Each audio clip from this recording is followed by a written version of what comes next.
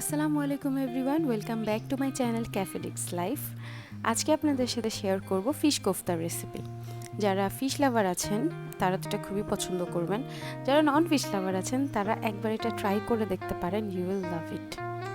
চ্যানেলটি সাবস্ক্রাইব করতে ভুলবেন না, ভিডিওটি ভালো লাগলে একটা লাইক দিয়ে যাবেন, কমেন্টে অবশ্যই জানাবেন কেমন লাগলো। কোফতা রেডি করার জন্য আমি 6-7 টুকরা কাতল মাছ লবণ এবং হলুদ দিয়ে সিদ্ধ করে কাটা ছাড়িয়ে নিয়েছি। তাতে কুচানো পেঁয়াজ, কাঁচামরিচ এবং একটা পুরো লেবু রস স্কুইজ করে দিলাম। এরপর এটাতে গরম মশলা গুঁড়া, জিরা গুঁড়া, আদা রসুনের পেস্ট এবং একটা ডিম দিয়ে মিক্স করে নেব। এই সময় লবণটা দেওয়ার আগে একটু চেখে দেখবেন, যেহেতু মাছটা সিদ্ধ করার সময় একটু লবণ ব্যবহার করা হয়েছিল।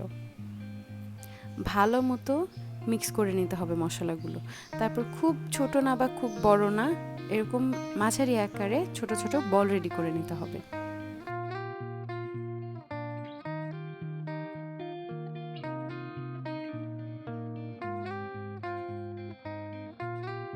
আমার ফিশ বলগুলো রেডি। আমি এগুলোকে ডুবো তেলে একটু ক্রিস্পি করে ভেজে নিয়েছি।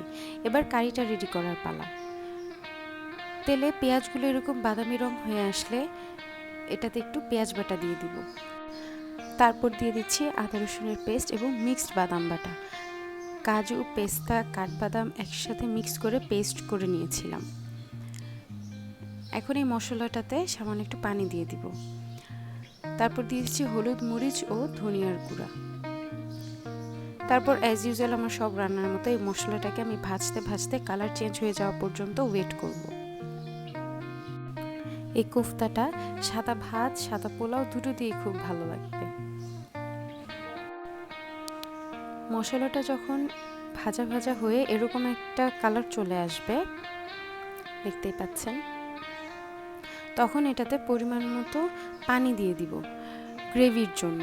আমি গ্রেভিটা খুব পাতলা বা খুব ঘন চাচ্ছি না, আমি মাখা মাখা একটা টেক্সচার চাচ্ছি, সেই অনুপাতে পানি দিয়ে নিলাম।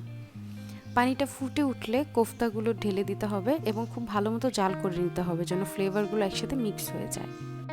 পছন্দ মতো কনসিস্টেন্সিতে চলে আসলে সার্ভ করে নেবেন। আমার সাথেই থাকবেন, আবারও চলে আসবো ইনশাল্লাহ মজাদার কোনো রেসিপি নিয়ে। ততদিন ভালো থাকবেন। আল্লাহ হাফেজ।